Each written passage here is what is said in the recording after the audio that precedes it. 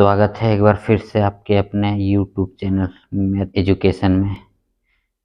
तो दोस्तों, क्या आपको पता है इस बार कौन सा प्रमेय आने वाला है? 100% 6.9 प्रमेय आने वाला है। अगर आप इस वीडियो को पूरा देख कर जाते हैं, पूरा देखकर स्टेप बाय स्टेप, तो आप 5 नंबर कहीं नहीं छोड़ने वाले हैं। एकदम 5 नंबर 100% बना के आइएगा और बहुत आसानी के साथ हम आपको बताने वाले हैं। इसलिए अगर चैनल में नया है तो चैनल को सब्सक्राइब करके रख लीजिएगा। इस तरह से अभी 2-3 दिन बाकी है और हम आपको मैथ में हर एक इम्पोर्टेंट क्वेश्चन देते रहेंगे। जैसे आज दे रहे हैं 6.9 पर में जो 100% आएगा। लेकिन आप इस वीडियो को देख लीजिएगा तो मुझे पूरा यकीन हो जाएगा कि आप इस प्रमेय को बना के आइएगा। तो चलिए शुरू करते हैं। देखिए, क्वेश्चन आपका ये दिया हुआ रहेगा, वहाँ पे प्रमेय नहीं लिखा हुआ रहेगा कि आपको पहचानना है, ये आपको नहीं लिखा हुआ रहेगा। सिर्फ क्वेश्चन रहेगा, सिद्ध कीजिए कि यदि किसी त्रिभुज की एक भुजा का वर्ग अन्य दो भुजाओं के वर्गों के योग के बराबर हो तो पहली भुजा का समूह कौन समकोण होता है। इसमें प्रूफ क्या करना है कि पहली भुजा का जो सामने वाला कोण होता है समकोण, यानी कि 90 डिग्री प्रूफ करना है कि ये पाइथागोरस प्रमेय का ऑपोजिट है, मतलब विलोम है। ठीक है, तो चलिए यहाँ पर देखिए क्या दिया हुआ कि सिद्ध कीजिए कि यदि किसी त्रिभुज की एक भुजा का वर्ग अन्य दो भुजाओं के वर्गों के योग के बराबर। यहाँ पे सबसे पहले यहाँ पे क्वेश्चन बोला यदि किसी त्रिभुज, तो यहाँ पे हमको एक त्रिभुज बनाना पड़ेगा पहले। ठीक है, तो चलिए पहले एक त्रिभुज बना लेते हैं। तो आप भी एक त्रिभुज बना लीजिएगा इस तरह से, और ये स्केल से ही बनाइएगा, और वो भी समकोण त्रिभुज जैसा, यानी कि समकोण त्रिभुज। देखिए, एक त्रिभुज बना लीजिए। इस त्रिभुज का नाम लिख दीजिए यहाँ पे ए बी और ये सी। ठीक है, यहाँ तक आपका काम हो गया है कि यदि किसी त्रिभुज की एक भुजा का वर्ग। अब यहाँ पे क्वेश्चन में क्या दिया, किसी त्रिभुज, एक त्रिभुज बना दिया। अब यहाँ पे क्वेश्चन की एक भुजा का वर्ग अन्य दो भुजाओं के वर्गों के योग के बराबर जो दिया हुआ है पहले उसको लिख लीजिए। देखिए यहाँ पे क्या लिखेंगे, दिया गया है, दिया गया है कि क्या दिया हुआ है कि ए बी सी एक त्रिभुज है। ए बी सी क्या है, एक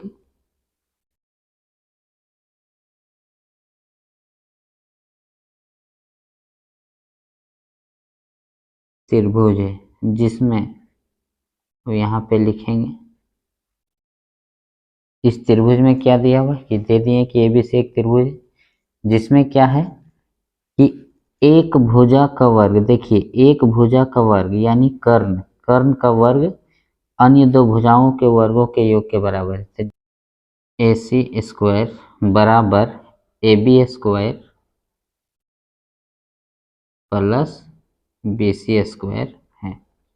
ठीक है, ये दिया हुआ है। ठीक है, तो अब यहाँ पे आगे क्वेश्चन क्या है, योग के बराबर हो तो पहली भुजा का सम्मुख कोण, यानी कि ये पहली भुजा का ये सामने कोण, ये पहली भुजा कर्ण हो गया, कर्ण के सामने का कोण क्या है, बी। तो बी को हमको क्या प्रूफ करना है, समकोण है। तो पहली भुजा का समूह कोण समकोण है। तो यहाँ पर लिखेंगे तो सिद्ध करना है कि कोण बी बराबर 90 डिग्री। ठीक है, या तो एक समकोण, ये प्रूफ करना है कोण बी बराबर 90 डिग्री।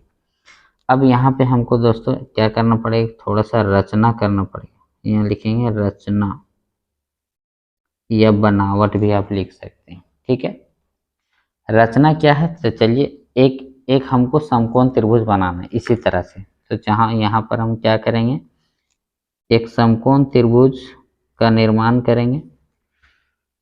चलिए इसी प्रकार से एक यहाँ पे एक समकोण त्रिभुज खींच लेते हैं सीधा।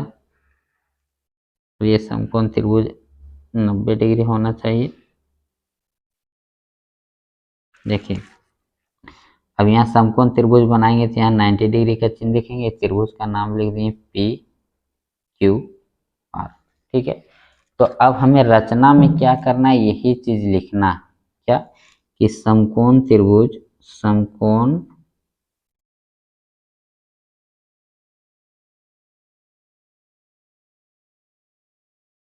त्रिभुज पी क्यू आर को, ये समकोण त्रिभुज बनाए इस प्रकार बनाया कि कोण क्यू क्या है, 90 डिग्री है, कोण क्यू बराबर 90 डिग्री, पी क्यू जो है ए बी के बराबर,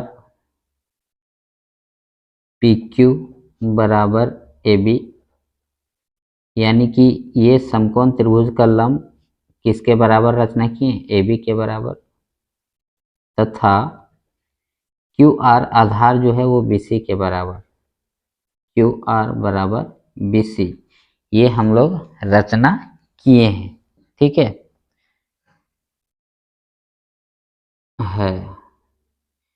ये हम लोग क्या किए, रचना किए हैं। उसके बाद अब हमें क्या करना है, प्रमाण करना है, प्रमाणित करके दिखाना है, प्रूफ करके दिखाना है कि कोण बी जो है वो क्या है, 90 डिग्री होता है। तो अब हम यहाँ पे लिखेंगे प्रमाण। देखिए यहाँ पे क्या दिया हुआ है कि इस त्रिभुज में ए बी सी में एक भुजा का वर्ग अन्य दो भुजाओं के वर्गों के योग के बराबर है। अब यहाँ पर लिखेंगे प्रमाण त्रिभुज ए बी सी में। देखिए त्रिभुज ए बी सी में क्या दिया हुआ है कि ए सी स्क्वायर बराबर A B square plus A B square, A B C square, यही ना दिया हुआ कि दिया गया त्रिभुज ए बी सी एक त्रिभुज है जिसमें ए सी स्क्वायर बराबर A B square plus B C square. तो लिखेंगे चूंकि त्रिभुज ए बी सी में क्या है, ए सी स्क्वायर बराबर A B square plus B C square, ये क्या दिया गया है, ये यहाँ पे लिखेंगे दिया गया है। ठीक है, इसको आप समीकरण 1 मान सकते हैं। चलिए इसको मान लेते हैं समीकरण 1। ठीक है, अब लिखेंगे समकोण त्रिभुज, जो हम लोग रचना किए हैं, रचना क्या किए हैं, समकोण त्रिभुज पी क्यू आर में, समकोण